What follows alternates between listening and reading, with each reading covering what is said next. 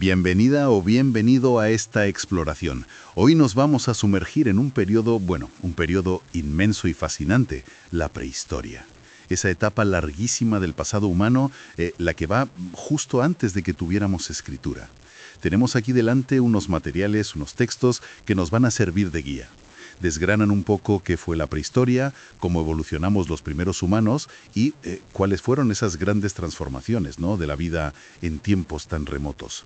Así que nuestra misión hoy es recorrer millones de años para intentar entender nuestros orígenes, descubrir inventos y cambios clave de nuestros ancestros y sobre todo, cómo podemos saber de ellos si no dejaran nada escrito.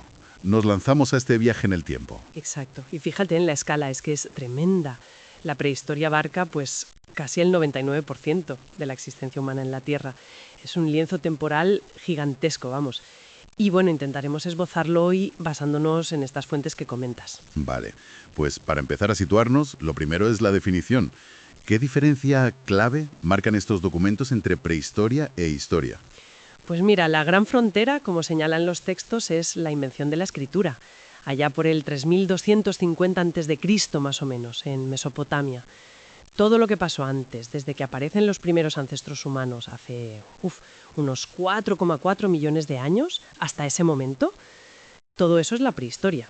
Y claro, dentro de esa barbaridad de tiempo, las grandes subdivisiones se hacen según la tecnología, sobre todo por el material de las herramientas, ¿sabes? Primero la edad de piedra. Ajá. Que se divide en paleolítico, que significa piedra antigua, la tallada, y neolítico, piedra nueva, que es la pulida, y ya después la edad de los metales. Es que estamos hablando de millones de años, frente a los apenas 5.000 que tiene la historia registrada. Una pasada. Entendido. Millones de años. Vale, pues vayamos al origen de todo. La hominización. Ese proceso que nos hizo, humanos. ¿Cuáles son esos rasgos clave que nos separaron de otros primates? Pues es un proceso evolutivo larguísimo, que empezó en África hace millones de años. Los homínidos, que somos la familia a la que pertenecemos nosotros y nuestros antepasados ya extintos, nos diferenciamos de otros simios, como los gorilas o los chimpancés, en varios aspectos clave que los textos subrayan bastante bien. Son fundamentalmente tres. Tres principales. Sí, mira. Primero, el bipedismo. O sea, caminar erguido sobre dos piernas. Esto fue crucial porque liberó las manos. Luego, el pulgar oponible. Esto que hacemos de poder tocar la punta de los otros dedos con el pulgar. Ah, claro. Nos da una precisión increíble para manejar cosas, ¿no? Y sobre todo para fabricar herramientas. Y el tercero, pues el desarrollo del cerebro. Un cerebro cada vez más grande y más complejo. Y eso permitió pues mayor inteligencia, pensar de forma abstracta y al final el lenguaje. Manos libres, un cerebro más potente. Suena a combinación revolucionaria, desde luego. ¿Y quiénes fueron los protas de esta transformación? Los textos mencionan varias especies del género Homo. Sí. Es como una especie de carrera de relevos fascinante a lo largo de millones de años. Si lo simplificamos mucho, que conste, podríamos ver una progresión. Empezamos con los Australopithecus. Ya eran bípedos, pero tenían un cerebro pequeñito y no hacían herramientas complejas. Vale. Luego viene Homo habilis, que le llaman el manitas, ¿no? Porque es el que empieza ya con la tecnología lítica, con la piedra tallada. Después, el gran salto lo da Homo erectus. Este ya caminaba totalmente erguido. Y lo más importante, dominó el fuego. Imagínate lo que supuso eso. Sí, cambiaría todo. Totalmente. Y además fue el primero que se aventuró fuera de África. Más tarde aparecen los neandertalensis, adaptados al frío de Europa y Asia, muy robustos. Y ya con un mundo simbólico complejo, Lo sugieren sus enterramientos, por ejemplo. Interesante. Pero ojo, no son antepasados directos nuestros, son como primos evolutivos. Convivimos con ellos y hasta nos cruzamos. Ah, sí. Sí. Y finalmente, pues Homo sapiens, nuestra especie. Surgimos en África con un lenguaje ya complejo, un arte súper sofisticado y una capacidad de adaptación que nos llevó a poblar el planeta entero. Pero insisto, no hay que verlo como una escalera recta que sube hasta nosotros, Es más bien como un árbol con muchas ramas. Algunas se extinguieron. Compartimos un ancestro común con los chimpancés, pero nuestra línea se separó hace millones de años. Queda claro. Nada de la típica imagen del mono encorvado que se va enderezando. Fue más complejo. Entremos ahora en esa etapa larguísima, el Paleolítico, la piedra antigua, millones de años como cazadores y recolectores. ¿Cómo era esa vida? Cuesta imaginársela. Pues sí, era una vida de adaptación constante al medio. Los textos la definen muy bien por varios rasgos clave. Primero, una economía que llaman depredadora. Depredadora. Sí, o sea que vivían de coger lo que la naturaleza les daba. Cazar animales, ciervos, bisontes, mamuts, pescar, recolectar frutos silvestres, raíces, huevos. No producían su alimento, dependían totalmente del entorno. Entiendo. Tomaban lo que había. Exacto. Y eso, claro, implicaba un modo de vida nómada. Tenían que moverse continuamente. O bien seguían las migraciones de los animales que cazaban, o bien buscaban zonas donde hubiera plantas comestibles según la estación. O sea, siempre de un lado para otro. Eso es. Vivían en grupos pequeños, clanes familiares, quizá unas 20 o 30 personas. La cooperación era vital, claro, para sobrevivir. Se refugiaban en cuevas o en abrigos rocosos, o a veces construían cabañas temporales con ramas, pieles, lo que pillaran. Y tecnológicamente, la piedra tallada era la estrella, ¿no? Exacto. Dominaban la talla de piedras duras, sobre todo el sílex, para crear herramientas. Hacían bifaces, que eran como hachas de mano para todo, cuchillos, puntas para lanzas o flechas, raspadores para limpiar las pieles. Y con el tiempo, sobre todo ya en el Paleolítico superior, fueron perfeccionando la técnica. Empezaron a usar también hueso y hasta de animales para hacer cosas más finas. Arpones para pescar, agujas, ojo, que ya cosían pieles. Agujas. No me lo esperaba tan pronto. Pues sí. Y también propulsores, que eran unos artilugios para lanzar las azagallas, las lanzas pequeñas, con mucha más fuerza y alcance. Has mencionado antes el fuego, dominado por Homo erectus. Más allá de cocinar o calentarse, ¿qué supuso realmente ese dominio? El dominio del fuego fue mucho más que algo práctico, ¿eh? Fue transformador a nivel social y cognitivo. Por supuesto, cambió la dieta al poder cocinar los alimentos y eso mejoró la nutrición un montón.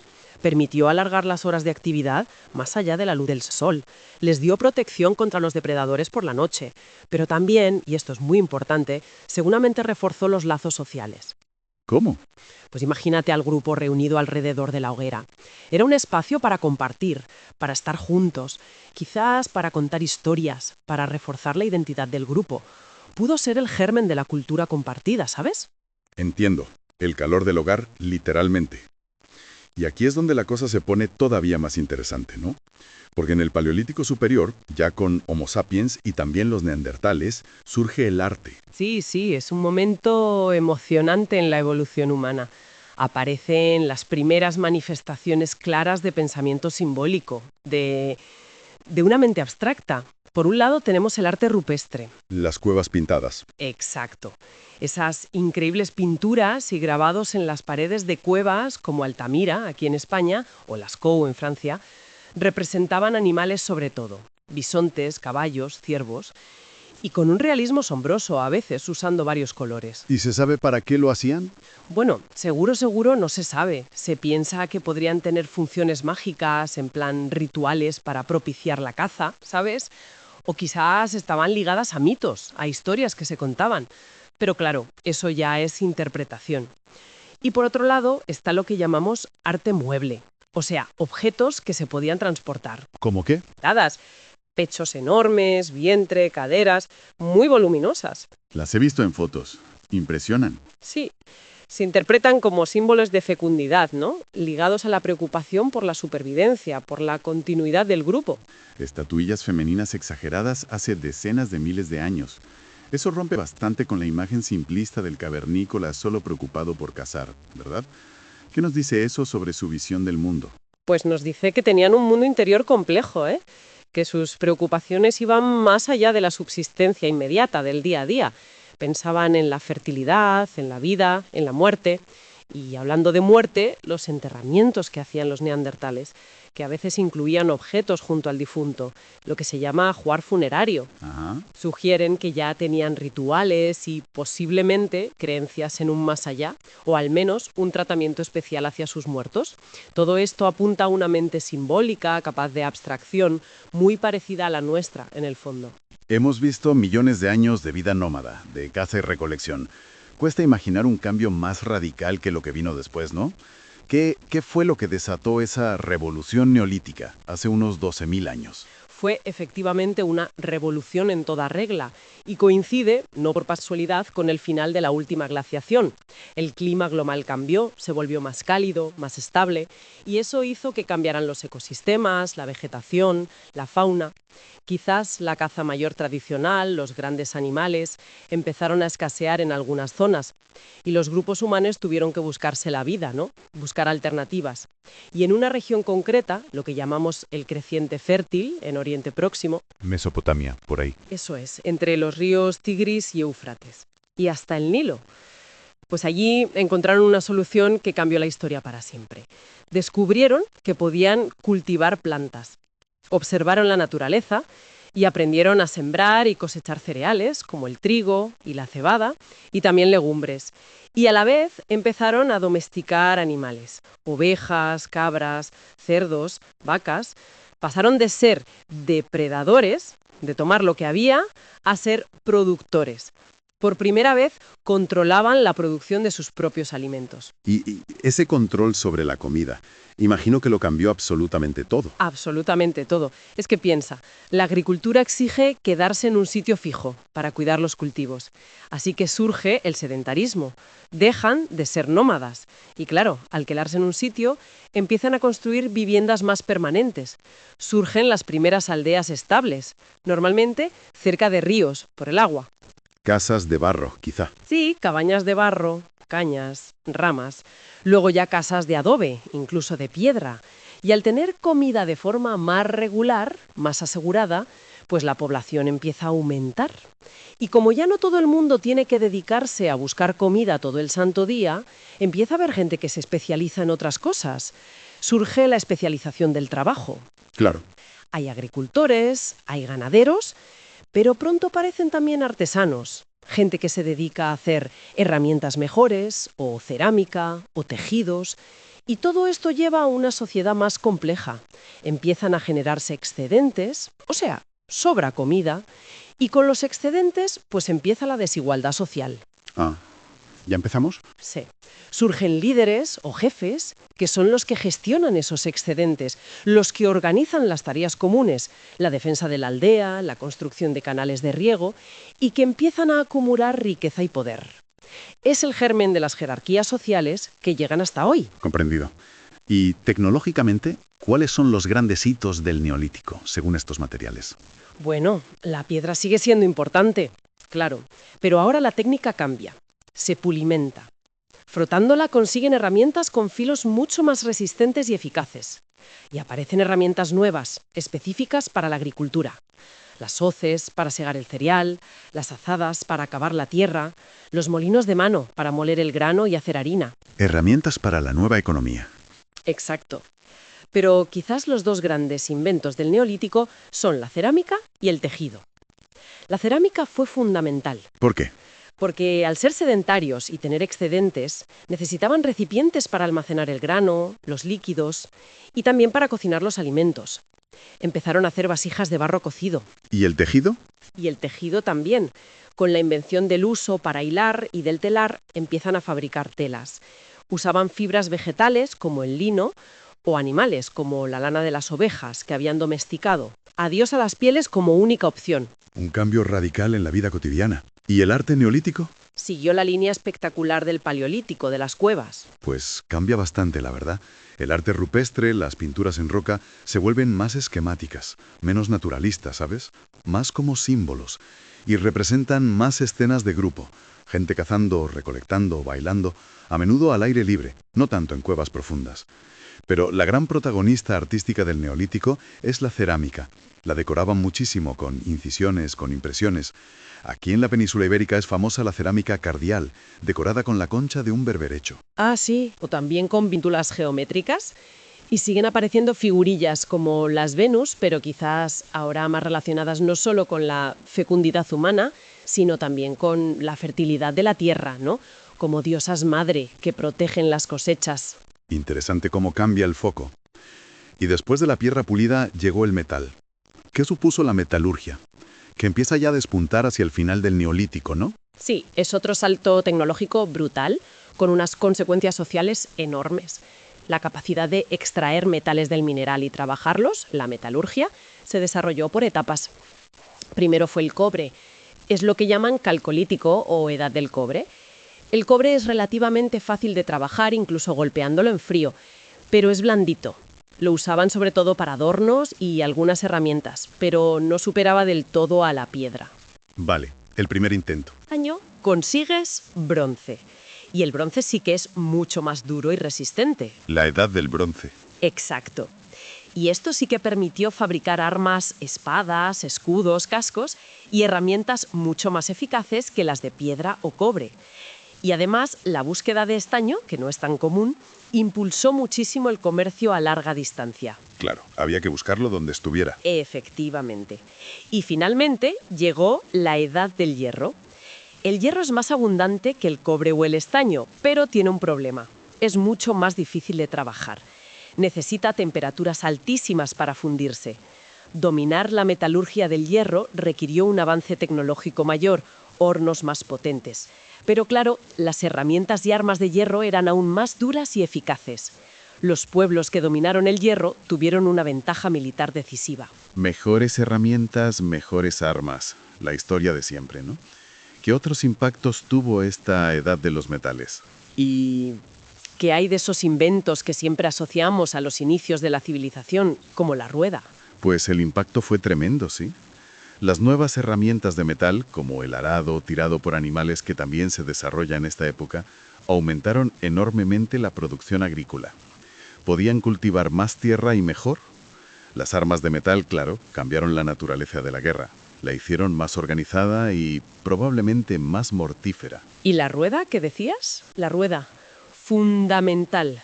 Se aplicó al carro, lo que revolucionó el transporte terrestre de mercancías y personas, y también al torno de alfarero, que permitió hacer cerámica mucho más rápido y de forma más estandarizada. Otros inventos clave de esta época, según los textos, son la vela, para navegar, que mejoró el transporte por mar y río, y el arado tirado por animales que mencioné antes. Todo esto facilitó el comercio, la comunicación, aumentó la producción. ¿Y la sociedad cómo cambió? Pues se hizo todavía más compleja y sobre todo más jerarquizada. Los poblados neolíticos crecieron hasta convertirse en auténticas ciudades, muchas veces rodeadas de murallas para defenderse. Las diferencias sociales se acentuaron muchísimo. Aparecen élites claras, guerreros especializados, sacerdotes, gobernantes, que acumulan poder y riqueza. Surgen los primeros reinos o jefaturas importantes. Y más guerras, imagino. Sí, las guerras por el control de los recursos, los metales, las tierras más fértiles, las rutas comerciales, se hicieron más frecuentes y a mayor escala. La figura del guerrero cobra mucha importancia. Incluso en la religión parece que ganan peso dioses masculinos relacionados con la guerra y las fuerzas de la naturaleza. Y en medio de todo este lío de metales, ciudades y guerras, surgen esas construcciones alucinantes de piedras gigantescas. El megalitismo. ¿Qué eran exactamente y qué nos dicen? El megalitismo es un fenómeno fascinante, la verdad. Se da sobre todo en la Europa atlántica, aunque no solo, y coincide en el tiempo con el Neolítico final y la edad de los metales. Son monumentos construidos con bloques de piedra enormes, megalitos. Los menires, los dólmenes. Esos son los más conocidos, sí. Los menires son piedras alargadas clavadas verticalmente en el suelo. A veces forman filas larguísimas, alineamientos, como en Karnak, en Francia. Los dólmenes son tumbas colectivas. Tienen piedras verticales que sujetan una o varias losas enormes encima, como un techo. Forman una cámara funeraria. A veces tienen un pasillo largo de acceso, son los sepulcros de corredor. Aquí en España tenemos ejemplos impresionantes, como la cueva de Menga en Antequera. He oído hablar de ella. Y luego están los cromlechs, que son círculos de menires. El más famoso del mundo es Stonehenge en Inglaterra, claro. ¿Y para qué los hacían? ¿Se sabe? Pues la función exacta todavía se debate mucho, ¿eh? Podrían ser marcadores territoriales, lugares de culto relacionados con el sol o los astros, muchos están orientados astronómicamente, quizá observatorios para predecir los ciclos agrícolas o puntos de reunión para la comunidad. Los dólmenes sí sabemos que eran tumbas, enterramientos colectivos de miembros de un mismo linaje, quizá. Pero lo que está clarísimo es que para mover esas piedras tan enormes y construir esos monumentos se necesitaba un esfuerzo colectivo brutal. Y eso implica una planificación, una organización social muy avanzada, ¿sabes? Nos hablan de sociedades capaces de movilizar muchísima mano de obra para proyectos que iban más allá de la pura subsistencia diaria. Tenía que haber líderes, organización. Entiendo, nos hablan de su capacidad de organización. Vale, llegamos a un punto clave. Hemos hablado de millones de años de especies humanas que van y vienen, de herramientas, de arte, de revoluciones agrícolas y metalúrgicas. Pero, y esta es la gran pregunta, si no había escritura, ¿cómo demonios sabemos todo esto? ¿Cuáles son las fuentes de la prehistoria? Esa es la esencia y a la vez el gran desafío de estudiar la prehistoria, claro. Como no tenemos textos escritos por la gente que vivió entonces, dependemos totalmente de otras cosas. La clave es la arqueología y otras ciencias que analizan los restos materiales que sí han sobrevivido al paso del tiempo. ¿La arqueología? ¿La de las excavaciones? Exacto. La arqueología es la disciplina fundamental. Los arqueólogos excavan y estudian los yacimientos, que son los lugares donde vivió esta gente. Buscan sus herramientas de piedra o metal, los trozos de cerámica, los huesos de los animales que comían, los restos de sus cabañas o casas, sus tumbas, su arte. Cada objeto, cada resto, por pequeño que sea, es como una pieza de un puzzle gigantesco que intentamos reconstruir. Y supongo que no trabajan solos. ¿Qué va? Se apoyan en un montón de otras disciplinas. La paleontología, que estudia los fósiles de animales y plantas para saber cómo era el medio ambiente en cada época. La antropología física, que estudia los propios restos óseos humanos para saber cómo eran físicamente, qué comían, qué enfermedades tenían. La geología, para entender el paisaje, los recursos que tenían disponibles.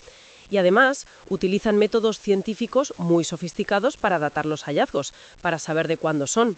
El más famoso es el carbono 14, que sirve para datar materia orgánica, huesos, madera, carbón. Y también la estratigrafía. ¿La qué? La estratigrafía es el estudio de las capas de tierra en una excavación. Como norma general, las capas más profundas son las más antiguas y las más superficiales, las más recientes. Eso ayuda a establecer secuencias cronológicas, a saber qué va antes y qué después. O sea que es un trabajo de detective total, ¿no? Totalmente. Es un trabajo detectivesco, muy paciente y súper interdisciplinar. Y lo más fascinante es que es un conocimiento que está en constante construcción. Un nuevo hallazgo en un yacimiento o una nueva técnica de análisis que se inventa puede obligarnos a revisar todo lo que creíamos saber sobre un periodo o una especie. La prehistoria no es un libro cerrado, ni mucho menos. Pues sé que ha sido un viaje vertiginoso. Hemos ido desde aquellos primeros homínidos que se pusieron de pie en África, hemos recorrido la larguísima epopeya nómada del Paleolítico, viendo cómo creaban herramientas y el primer arte. Hemos asistido a esa revolución neolítica que nos trajo la agricultura, las aldeas y una forma de vida totalmente nueva, y hemos culminado en la edad de los metales, con sus ciudades, sus jerarquías y esos impresionantes monumentos megalíticos. Sí, ha sido un recorrido rapidísimo por millones de años. Y es crucial recordar que todo lo que somos hoy, nuestras sociedades complejas, nuestra tecnología, nuestra cultura, todo tiene sus raíces más profundas en ese inmenso periodo prehistórico. Heredamos de ellos capacidades esenciales, la habilidad para crear tecnología, para dominar el fuego, para cooperar en grupo, para expresarnos con símbolos, para hacernos preguntas sobre el mundo y nuestro lugar en él. Los cimientos de lo que vino después se pusieron entonces, sin duda. Para terminar, y después de todo esto, me surge una reflexión casi inevitable. Si durante el 99% de nuestra existencia como especie vivimos sin escritura, en una relación con el entorno radicalmente distinta a la actual, pero desarrollando tecnología, sociedades complejas, arte, espiritualidad, ¿qué aspectos esenciales de nuestra naturaleza humana, de nuestra forma de pensar, de sentir, de relacionarnos, se forjaron en esa profundidad temporal tan enorme? Y siguen operando hoy bajo la superficie de nuestra civilización tecnológica y superconectada, quizás de formas que ni siquiera sospechamos o que apenas empezamos a comprender. Ahí dejo la pregunta, para darle una vuelta.